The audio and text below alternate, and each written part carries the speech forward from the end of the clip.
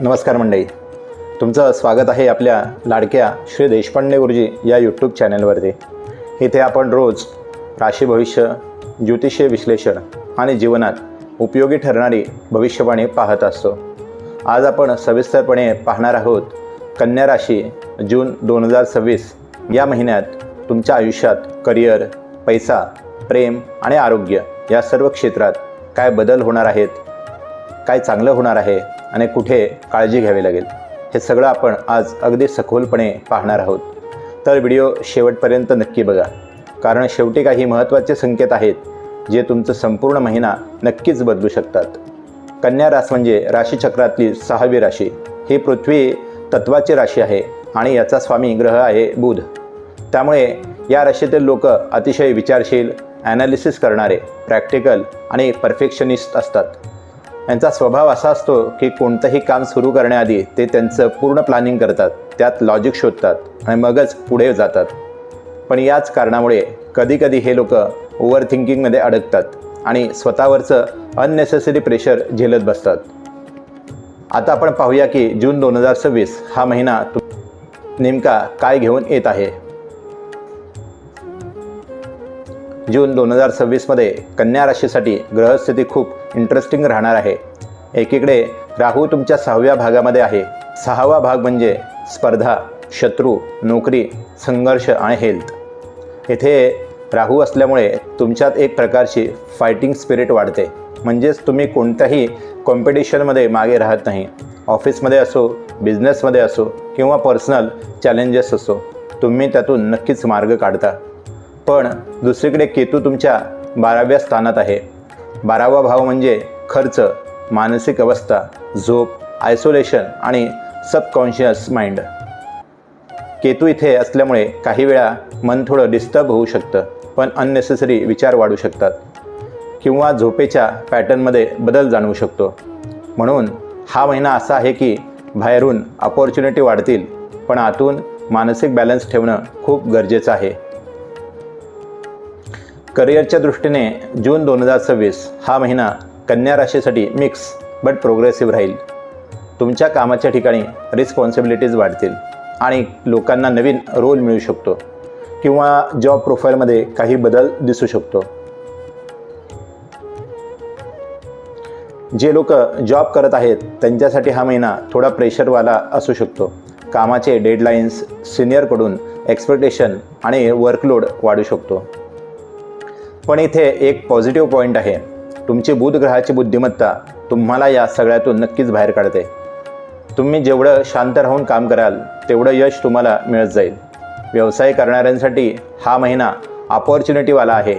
नवीन clients मिळू शकतात, जुने स्टक डील पुढे सरकू शकते।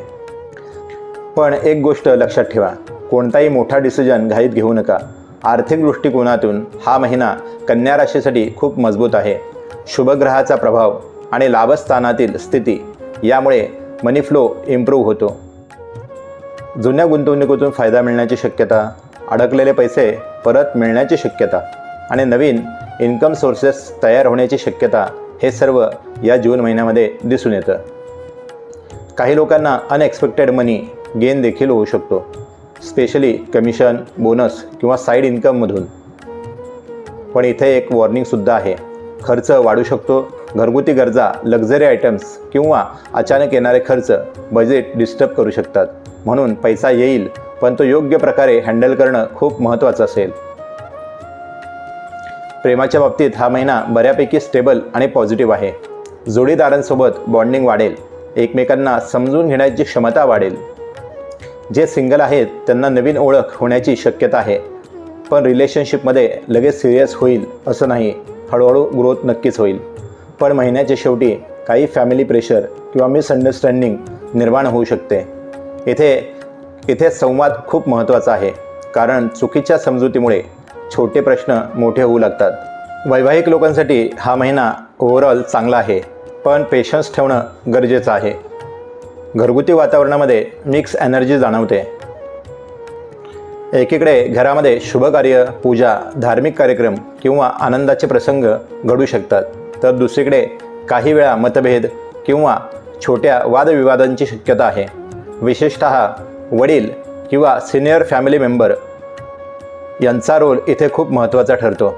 त्यांच्या मदतीने अनेक गोष्टी सॉल्व्ह होतील. या महिन्यात काही लोकांना प्रवासाची शक्यता आहे. तो प्रवास जॉब रिलेटेड असू शकतो किंवा पर्सनलसुद्धा असू शकतो. परदेशाची कामं करणाऱ्या व्यक्तींसाठी विशेष फायदा मिळू शकतो. नवीन एक्सपिरियन्स मिळेल. नवीन लोक किंवा नवीन अपॉर्च्युनिटी या प्रवासातून नक्कीच लाभतील. आरोग्याच्या बाबतीत थोडं काळजी करणं गरजेचं आहे. पचनाशी संबंधित समस्या, ॲसिडिटी, पोटदुखी किंवा मानसिक थकवा जाणवू शकतो. केतूचा प्रभाव असल्यामुळे ओव्हर थिंकिंग आणि अननेसेसरी चिंता वाढू शकतात. मंडळी, म्हणून लाईफस्टाईल मेंटेन करणं खूप महत्त्वाचं आहे. योग्य झोप, हलका आहार आणि स्ट्रेस कंट्रोल हे खूप महत्त्वाचं आहे. या महिन्यात एक महत्त्वाची गोष्ट म्हणजे 1 जूनला गुरुग्रह कर्क राशीमध्ये प्रवेश करतो. यामुळे ऐकूनच भाग्य वाढायला मदत होते आणि विशेषतः 2 जून ते 31 ऑक्टोबर 2026 हा काळ कन्या राशीसाठी गोल्डन फेज मानला जाऊ शकतो. या काळात करिअर ग्रोथ, फायनान्शियल इम्प्रूव्हमेंट आणि अपॉर्च्युनिटीज हे सगळं वाढताना दिसेल. एकूणच पाहिलं तर जून 2026 हा महिना कन्या राशीसाठी असा आहे. मेहनत लागणारा महिना, पण रिझल्ट देणारा महिना. थोडा मानसिक प्रेशर असलेला पण फिनान्शियली आणि करिअर ग्रोथ देणारा महिना. म्हणजेच हा महिना इझी नाही, पण रिवॉर्डिंग आहे. मित्रांनो, जर तुम्ही संयम ठेवलात, योग्य निर्णय घेतले आणि ओव्हर थिंकिंग कमी केली तर हा महिना तुमच्यासाठी खूप फायदेशीर ठरू शकतो. जर ही माहिती तुम्हाला आवडली असेल तर व्हिडिओला लाईक करा, शेअर करा आणि चॅनेल सबस्क्राईब करा आणि कमेंटमध्ये नक्की लिहा श्री स्वामी समर्थ. नमस्कार.